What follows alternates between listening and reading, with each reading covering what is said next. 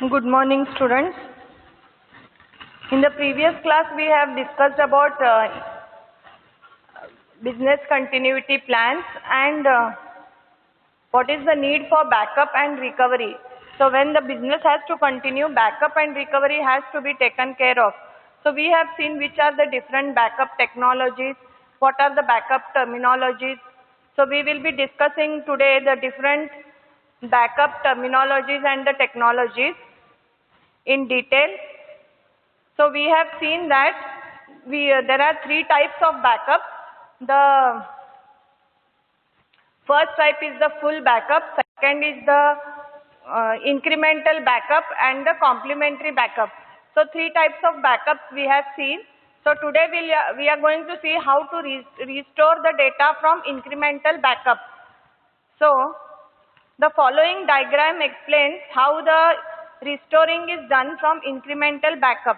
So let us see how this restoring is done from incremental backup. So key features of restoring from incremental backup are files that have changed since the last backup are backed up and fewest amount of files to be backed up.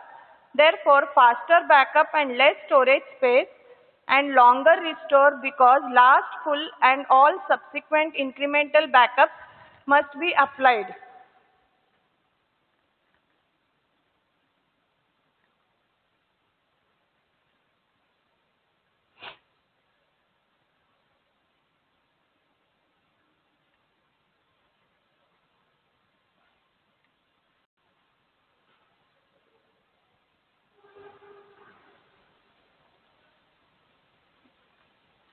This is how the restoring from the incremental backup takes place.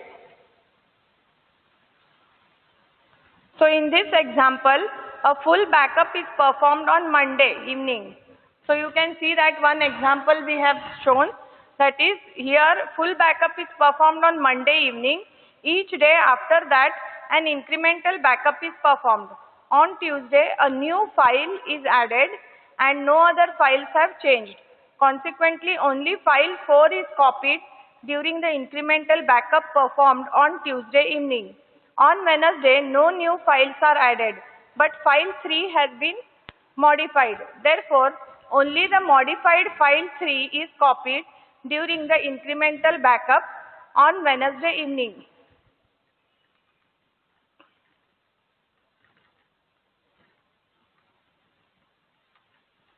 So, restoring from cumulative backup. How the restoring is done from cumulative backup. So, here again, this is one of the example how the data is going to change and how the backup is going to be done. So on Monday, the entire full backup is done on Monday evening. Then again on Tuesday, only file 4 is modified, so only file 4 is backed up. And then on Wednesday, there is a cumulative backup of 4 and 5. The 5th file is modified on Wednesday, so cumulative backup of 4 and 5 takes place.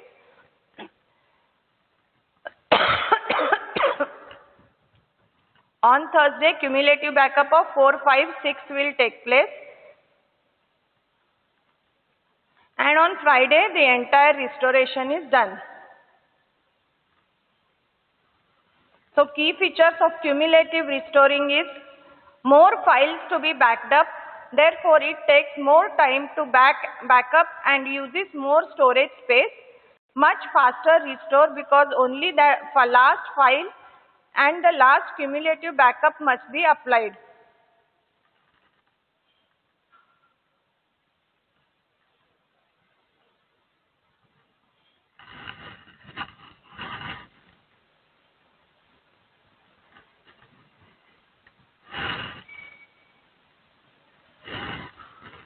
So backup granularity, what do we mean by backup granularity? Let us see. So similarly on Thursday, file 6 is added.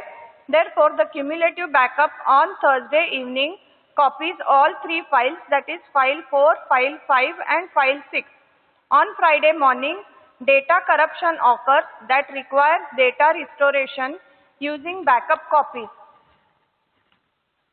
Now, on Friday, what happens is there is some data corruption occurring. So when the data gets corrupted, you have to recover those files which are corrupted. So the first step in restoring data from a cumulative backup is restoring all data from a cumulative backup. From cumulative backup is restoring all data from the full backup of Monday evening. The next step is to apply only the latest cumulative backup Thursday evening. In this way, the production volume data can be easily restored from the backup procedure. So recovery, let us see what are the recovery considerations.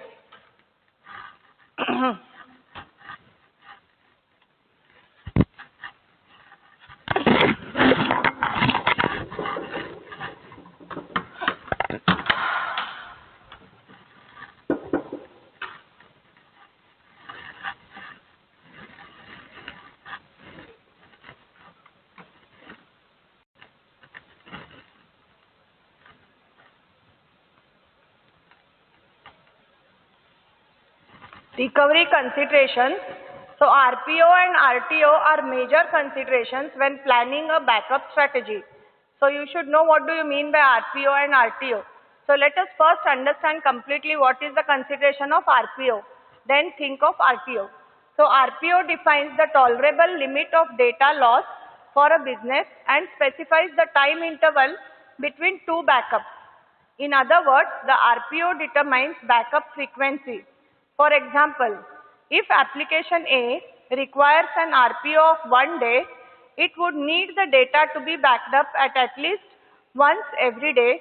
The retention period for a backup is also derived from an RPO specified for operational recovery. For example, users of application A may request to restore the application data from its operational backup copy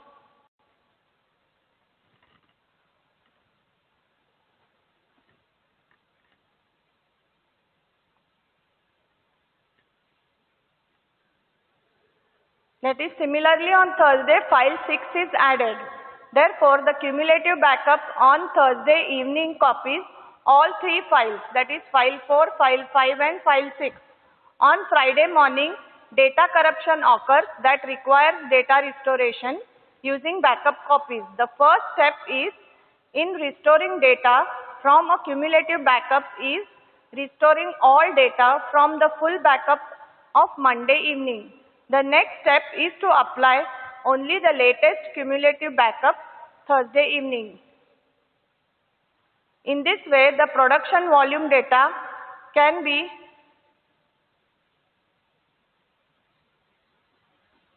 easily restored. So restoring from cumulative backup we have seen. So key features are more files to be backed up. We have seen this.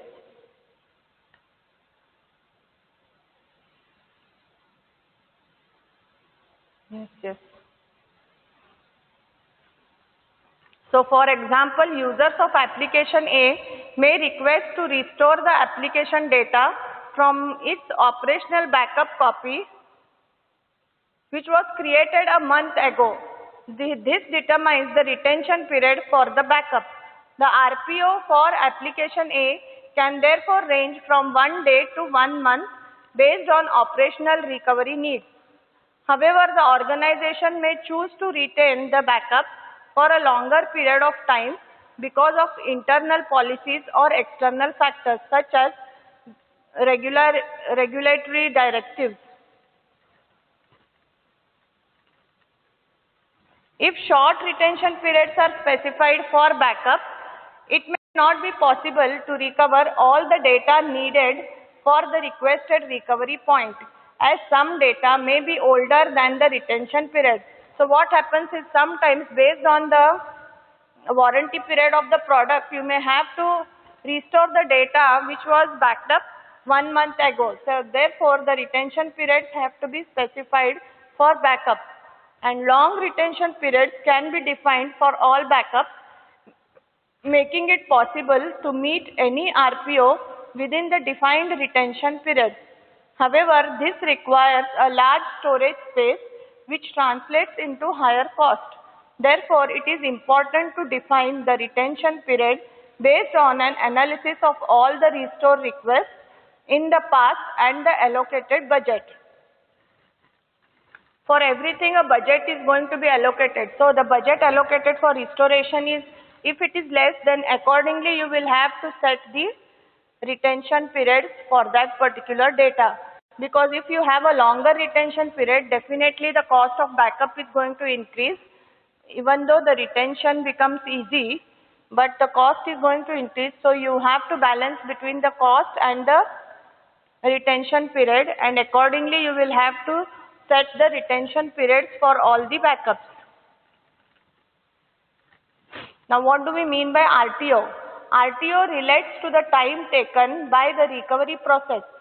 To meet the defined RTO, the business may choose to use a combination of different backup solutions to minimize recovery time.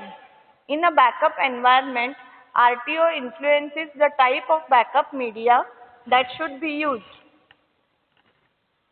So for example, recovery from data streams multiplexed in tape takes longer to complete that recovery from tapes with no multiplexing.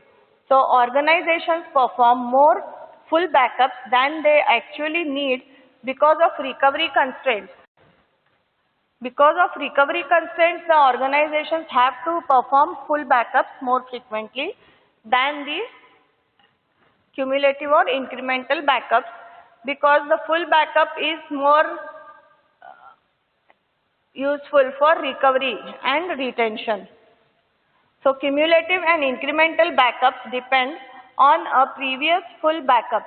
When restoring from tape media, several tapes are needed to fully recover the system. With a full backup, recovery can be achieved with a lower RTO and fewer tapes.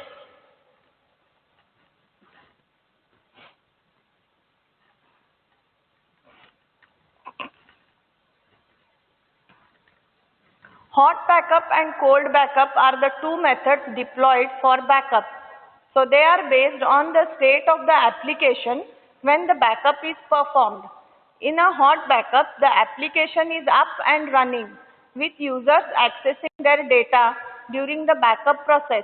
In a cold backup, the application is not active during the backup process. So what happens is, if the application is active during backup process, the operational data may be continuously changing. So therefore, you have to be more careful while completing the backup process. And in the restoration process, always the backup data may be different from what was there when it was backed up. So therefore, in cold backup, this issue is sorted out. The application is not active during the backup process in case of cold backup. The backup of online production data becomes more challenging because data is actively being used and changed. An open file is locked by the operating system and is not copied during the backup process until the user closes it. The backup application can back up open files by retrying the operations on files that were opened earlier in the backup process. During the backup process, it may be possible that files opened earlier will be closed and a retry will be successful. The maximum number of retries can be configured. So care has to be taken when the files are being backed up. That is why we always say that after accessing a file, you need to close the file.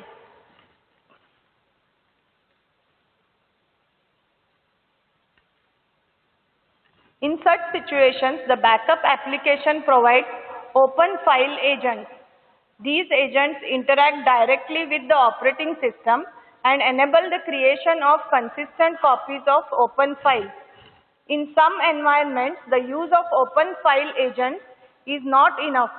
For example, a database is composed of many files of varying sizes, occupying several file systems. To ensure a consistent database backup, all files need to be backed up in the same state, either hot state or cold state. So you can't back up some files in the hot state and some files in the cold state. So therefore this care has to be taken. For any application, the database when it is being backed up, this care has to be taken. That does not necessarily mean that all files need to be backed up at the same time, but they all must be synchronized so that the database can be restored with consistency. Consistent backups of databases can also be done by using a cold backup. This requires the database to remain inactive during the backup. Of course, the disadvantage of a cold backup is that the database is inaccessible to users during the backup process. So even though cold backup has got some advantage, the disadvantage is that whenever the file is being backed up, it is not accessible to the client. While the database is active, the disadvantage associated with a hot backup is that the agents usually affect overall application performance. This is facilitated by database backup agents that can perform a backup point-in-time copy method is deployed in environments where the impact of downtime from a cold backup or the performance resulting from a hot backup is unacceptable. A pointer-based point-in-time copy consumes only a fraction of the storage space and can be created very quickly. So this has to be a pointer-based point-in-time copy because it consumes only a fraction of the storage space and can be created very quickly. A pointer-based PIT copy is implemented in a disk-based solution whereby a virtual LUN is created and holds pointers to the data stored on the production LUN or save location. In this method of backup, the database is stopped or frozen momentarily while the PIT copy is created. The PIT copy is then mounted on a secondary server and the backup occurs on the primary server. This technique is detailed in the next chapter to ensure consistency. This is done to ensure consistency. It is not enough to back up only production data for recovery. Certain attributes and properties attached to a file, such as permissions, also need to be backed up. Such as the permissions or who is the owner of the file and other metadata also needs to be backed up. These attributes are as important as the data itself and must be backed up for consistency. Backup of boot sector and partition layout information is also critical for successful recovery. In a disaster recovery environment, bare metal recovery refers to a backup in which all metadata, system information and application configurations are properly backed up for a full system recovery. So, BMR builds the base system which includes partitioning the file system layout, the operating system, the applications and all the relevant backup methods. So BMR recovers the base system first before starting the recovery of data files. Some BMR technologies can recover a server onto dissimilar hardware.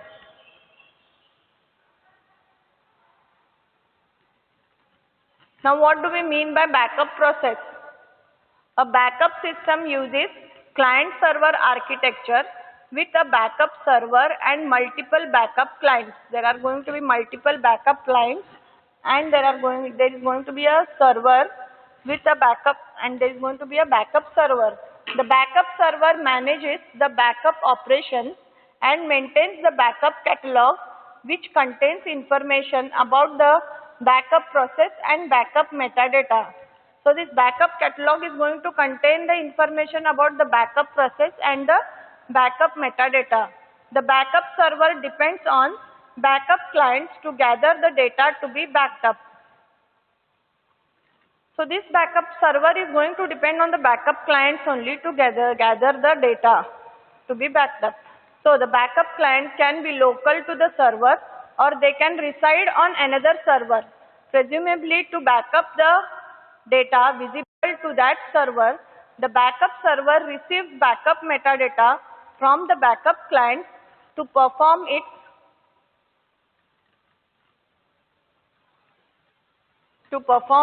function. So the next figure shown will illustrate the backup process.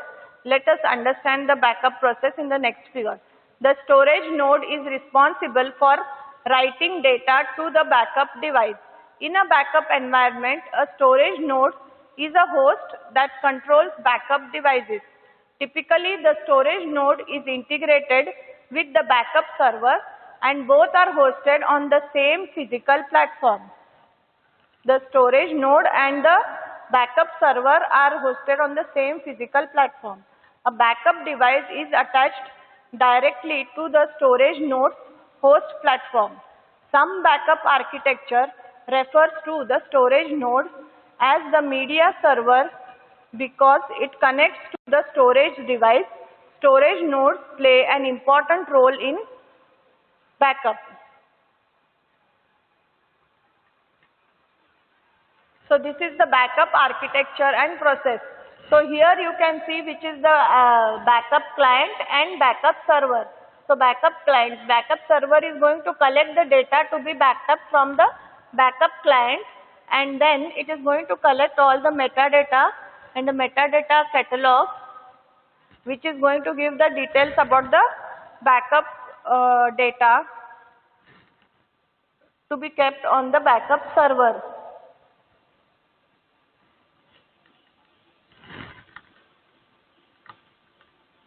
So backup client sends the backup data to backup server or storage node. Then backup server manages backup operations and maintains the backup catalog. It is going to maintain the backup catalog which is going to be stored on the storage array. Then storage node responsible for writing data to the backup device. Storage node is going to be responsible to write the backup data to the backup device. Now backup device is going to be this tape library on which the data is going to be backed up. That is the backup device.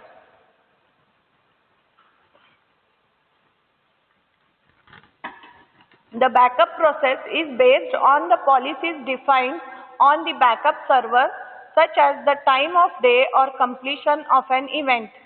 The backup server then initiates the process by sending a request to a backup client. Backups can also be initiated by a client. This request instructs the backup client to send its metadata to the backup server and the data to be backed up to the appropriate storage node. On receiving this request, the backup client sends the metadata to the backup server.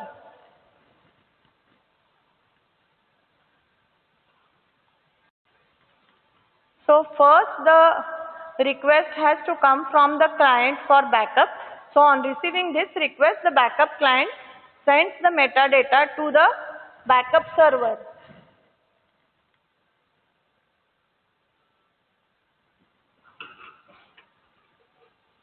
The backup server writes this metadata on its metadata catalog. The backup client also sends the data to the storage node, and the storage node writes the data to the storage device. After all the data is backed up, the storage node closes the connection to the backup device. The backup server writes backup completion status to the metadata catalog.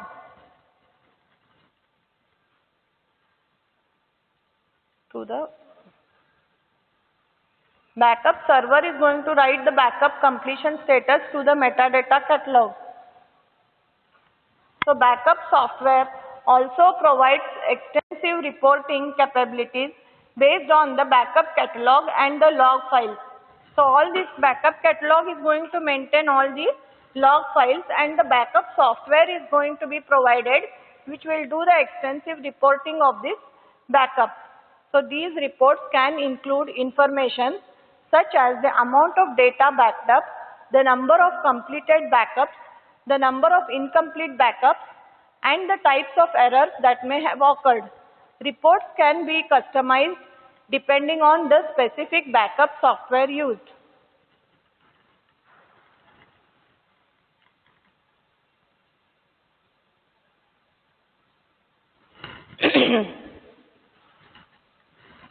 So backup software also plays an important role of generating these reports, because if some backup procedure, if it is not completed, then that data also needs to be maintained in the catalog or in the log file.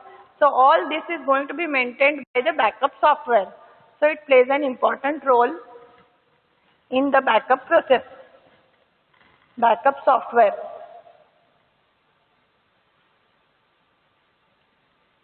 So reports can be customized depending on the specific backup software used. When a backup process is initiated, significant network communication takes place between the different components of a backup infrastructure. The backup server initiates the backup process for different clients based on the backup schedule configured for them. For example, the backup process for a group of clients may be scheduled to start at 3 a.m. every day. For set of clients, this backup process will be programmed in the backup software. So there it will say that it is scheduled to start at 3 a.m. every day.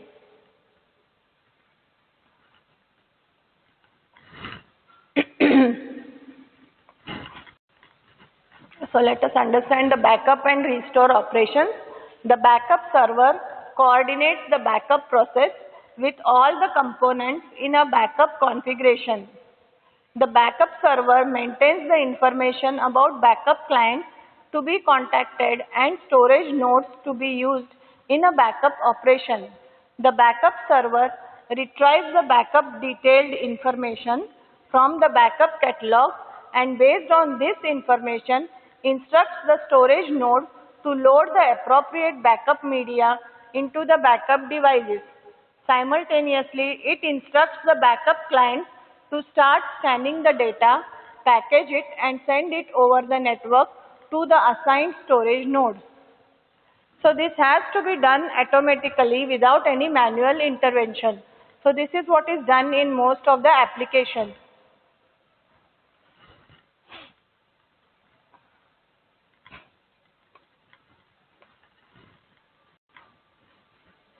So this is the backup operation. In this figure it is shown. Application server and backup clients. You can see which are the application server and backup clients, and these are the backup server, storage node, and the backup device. From backup server it is going to go to the storage node, and the storage node is going to write it onto the backup device. So first is start of scheduled backup process.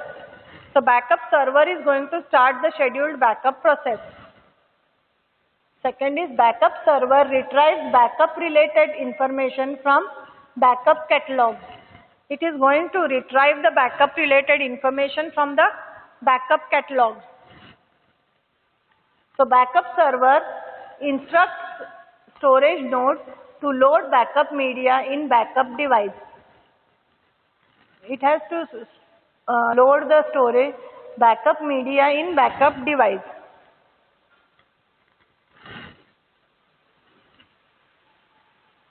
Then backup server instructs backup client to send its metadata to the backup server and data to be backed up to storage node.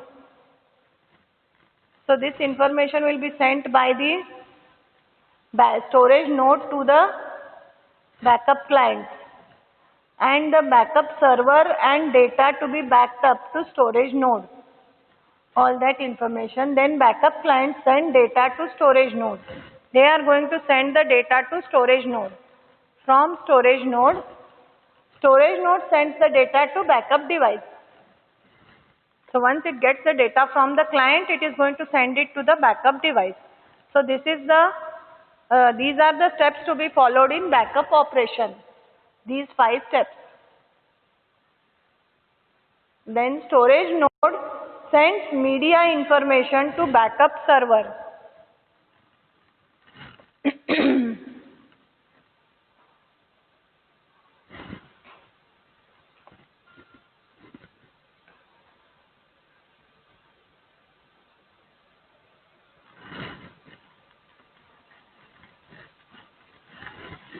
So backup and restore operations. After the data is backed up, it can be restored when required. A restore process must be manually initiated, and some backup software has a separate application for restore operations. These restore applications are accessible only to the administrators. So figure 12.6 depicts the restore process. So that is shown in the next slide, how the restore process takes place. So now we have seen how the data is backed up and then it can be restored when required. So a restore process must be manually initiated. The remaining backup process is not manually initiated, but the restore process is manually initiated, and some backup software has a separate application for restore operations. These restore applications are accessible only to the administrators. So everybody cannot restore the data without the permission of the administrator.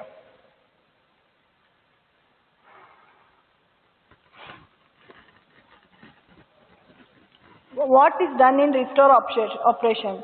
The storage node in turn sends metadata to the backup server to keep it updated about the media being used in the backup process.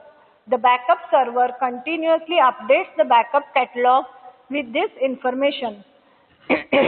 After the data is backed up, it can be restored when required. A restore process must be manually initiated. Some backup software has a separate application for restore operations. These restore applications are accessible only to the administrators. So figure 12.6 depicts the restore process.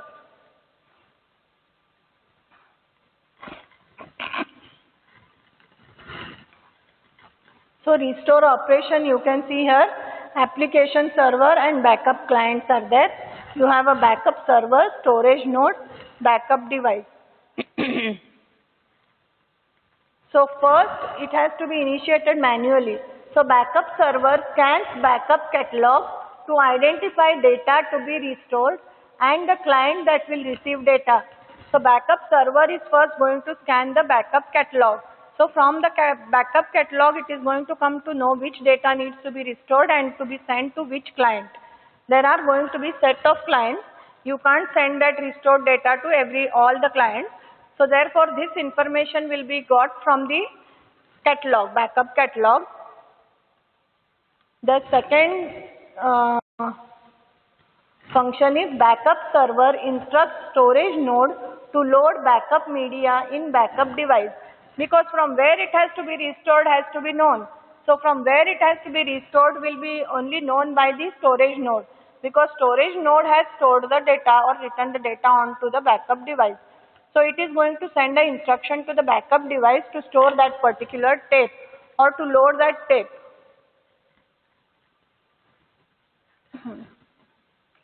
Once the tape is loaded, data is then read and sent to the backup client.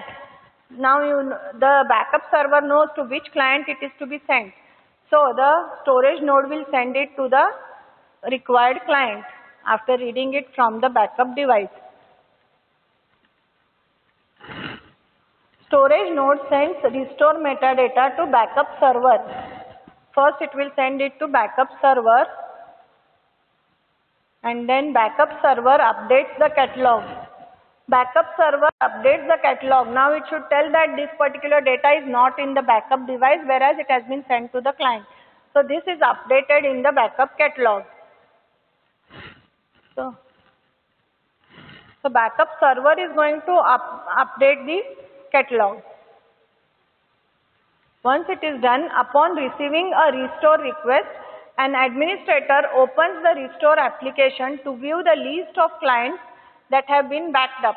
While selecting the client for which a restore request has been made, the administrator also needs to identify the client that will receive the restored data. Data can be restored on the same client for whom the restore request has been made or on another client. The administrator then selects the data to be restored and the specified point in time to which the data has to be restored based on the RPO. Note that because all of the information comes from the backup catalog,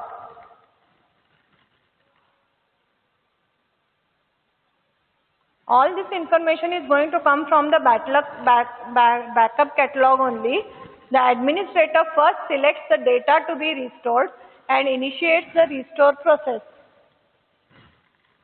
The backup server, using the appropriate storage node, then identifies the backup media that needs to be mounted on the backup device. Data is then read and sent to the client that has been identified to receive the restored data. Some restorations are successfully accomplished by recovering only the requested production data.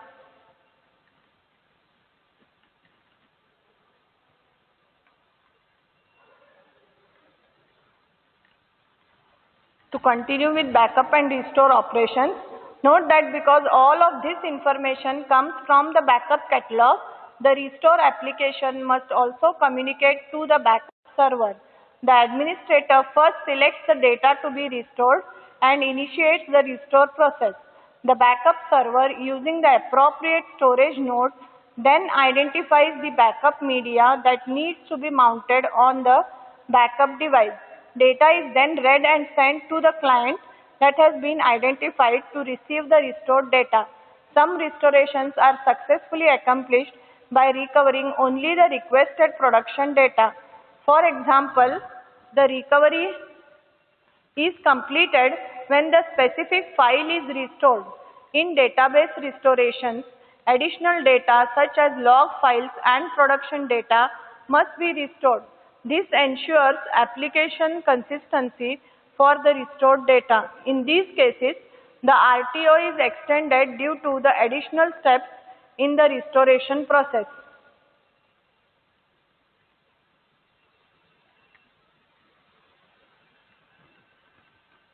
Business backup their data to enable its recovery in case of potential loss. Businesses also backup their data to comply with regulatory requirements. Backup purposes. What are the backup purposes? The backup purposes are disaster recovery and disaster restart. So backup purposes. Disaster recovery restores the production data to an operational state after disaster. And operational is restore data in the event of data loss or logical corruptions that may occur during routine procedures. There might be some data loss or logical corruptions may occur during routine work when it is going on. So backup recovery considerations. What are the recovery considerations? What are the restore requirements? RPO and RTO. If RPO is 1 day, data needs to be backed up at least once every day. Where and when will the restore occur? What are the most frequent restore requests? These may be the questions which you may arise with. Which data needs to be backed up? How frequently should data be backed up? It should be backed up hourly, daily, weekly or monthly. How long will it take to back up? How many copies to create? These are all the questions which you may get during backup and recovery. Especially how frequently this needs to be backed up and how long it needs to be backed up. How many copies needs to be created. When there are more than 100 clients, do we need to have 100 copies of that backed up data, or can we just have one copy and allow the access to all the clients to access this particular backed up copy? All these questions may arise. So that is what we need to understand. What are the other considerations during backup and recovery? Data location. heterogeneous platforms or local and remote. So the other considerations for backup and recovery are where the data is going to be located.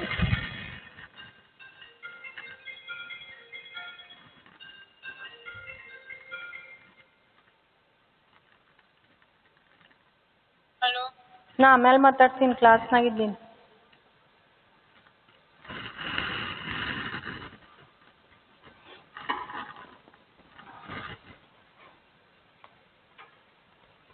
Number and size of files.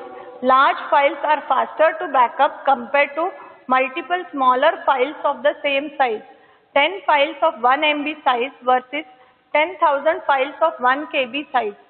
The use of data compression can save space. Text files compresses really well. Binary files cannot compress very well. So files such as JPEG and ZIP are already compressed. So therefore, these are some of the issues to be considered during backup and recovery. So we should have more number of files, or we should have larger files and less number of files. So larger files can be backed up faster than the smaller files, and these smaller files may be saved on different file systems, and therefore they need to be searched and then backed up. So it becomes very tedious for the software to identify these files and then recover those files from different file systems. So these are the considerations for backup and recovery. So backup granularity, full backup of the complete data at a certain point in time, that is full backup. What do we mean by incremental backup? Copies data that has changed since the last full or incremental backup, much faster but takes longer to restore. Anyway, incremental backup process is faster, but whereas restoring this incremental backed up data is little bit longer it takes. So cumulative backup, copies data that has changed since the last full backup, slower than incremental backup but faster to restore. It is slower than the incremental backup, but it is faster to restore. There is one more type, that is synthetic full backup. What do we mean by synthetic full backup? Synthetic is constructed full backup. The different backup methods are cold or offline, hot or online. Backing up online production data is challenging because a file may be locked by the operating system and cannot be copied until it is closed. There are two ways to handle this. Retry until file is closed and can be accessed, or use open file agents, point in time replica, or copy snapshots of changed data.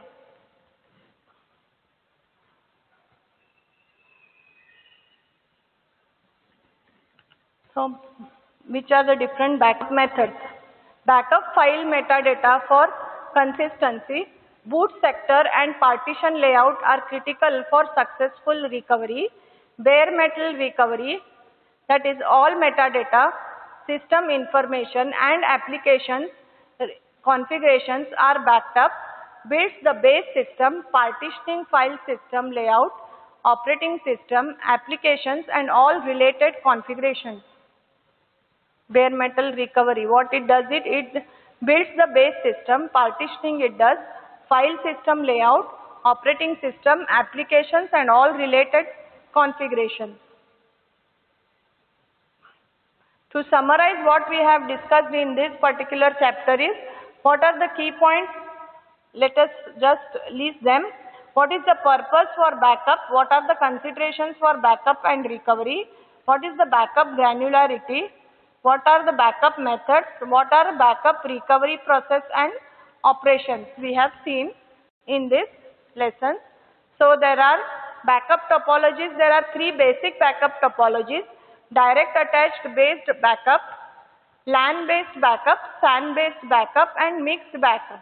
These are the different backup topologies: LAN based, SAN based and mixed backup.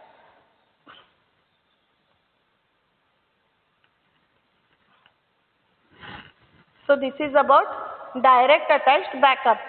Backup server is connected to the application server and backup client and storage nodes, and then this application server is connected to the backup device directly, There is no other server in between the application server and the backup device. These are direct attached backups. So the data is directly sent to the backup device from the application server during backup.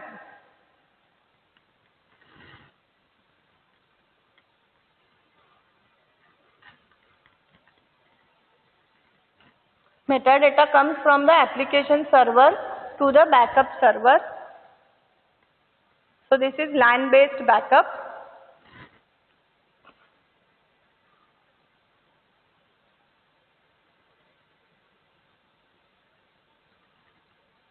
So you can see how the LAN-based backup looks like. And we have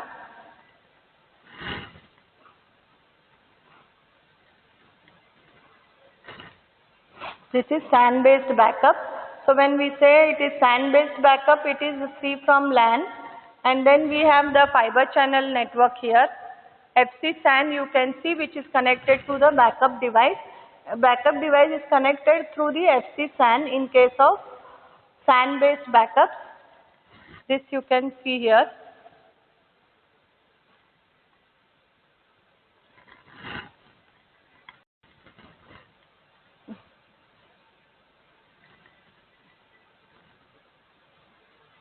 So mixed backup has both the LAN and the FC SAN.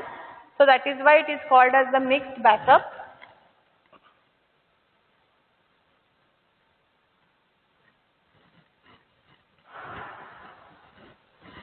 So this is about mixed backup. These are the different backup technologies we have seen.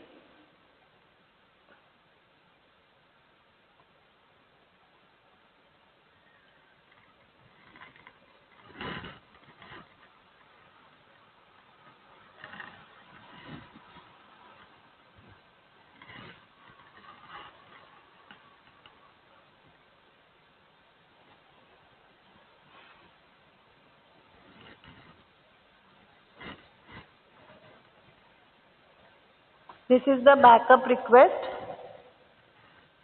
Backup request goes from backup server to the LAN, through LAN to the application server and comes back with the metadata log data. It comes back and tells the storage node.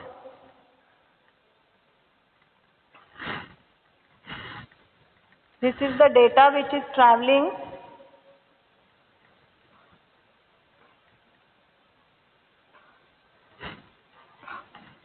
along with the metadata. This is the metadata.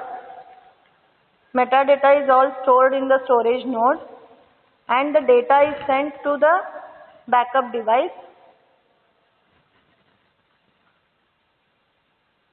It comes from the storage and goes to the backup device whenever backup needs to be done, the data. So you can see here how the data comes from the storage device and goes to the backup device during backup process. Backup in NAS.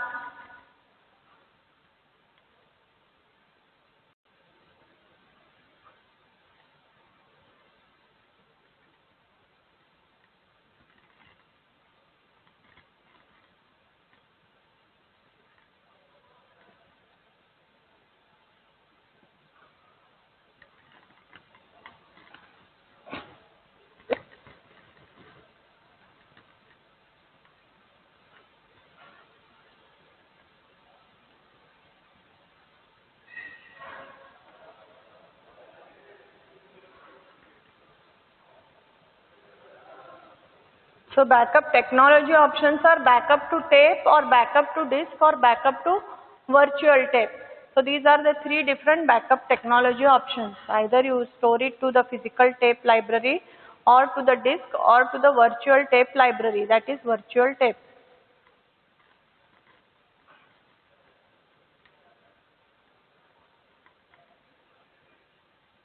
So backup to tape, it looks like this. Traditional definition for backup, that is low cost option, sequential linear access, multiple streaming. Backup streams from multiple clients to a single backup device.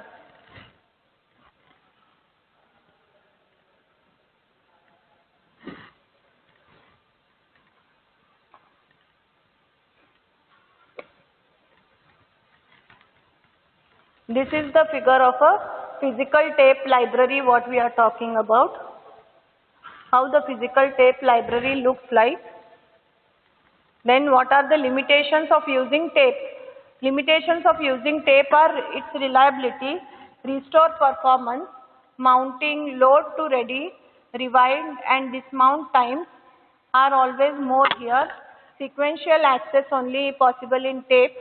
Then cannot be accessed by multiple hosts simultaneously. Controlled environment for tape storage. Wear and tear of tape. Shipping, handling challenges. Then tape management challenges. Backup to tape, ease of implementation, fast access, more reliable, random access is possible in case of disk, then multiple hosts can access the disk, then enhanced overall backup and recovery performance.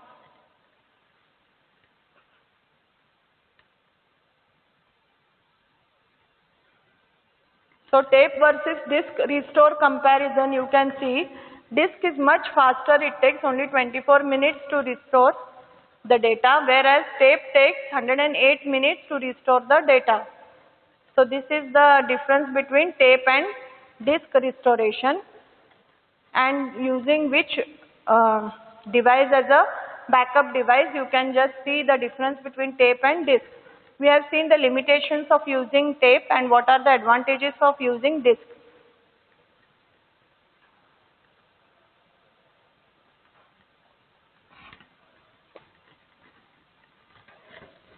What do we mean by virtual tape library?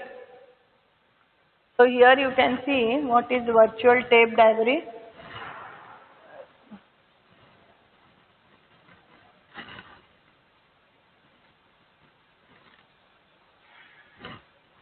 So looking at this, out of the three, if you are more interested in speed for restoring, then it is always better to use disk, whereas disk. And if you are worried about the cost, then tape is always more cheaper compared to disk. So if you have budgetary constraints, then go for tape as a backup device. Data deduplication. What do we mean by data deduplication? What do you mean by data deduplication? Data deduplication refers to removal of redundant data. In the deduplication process, a single copy of data is maintained along with the index of the original data so that data can be easily retrieved when required. Other than saving disk storage space and reduction in hardware costs, storage hardware, cooling, backup media, etc., another major benefit of data deduplication is bandwidth optimization. Main use of data deduplication is bandwidth optimization, and in addition to all the storage hardware it saves, cooling, backup media, etc., all this is going to be done. It also saves the hardware cost if you have deduplication process in the system. So thank you. This completes your 4th unit, and in the next class we will be continuing with the 5th unit, that is the last unit of your syllabus, that is security infrastructure and how to monitor the security. This we will be discussing in the next class. Thank you.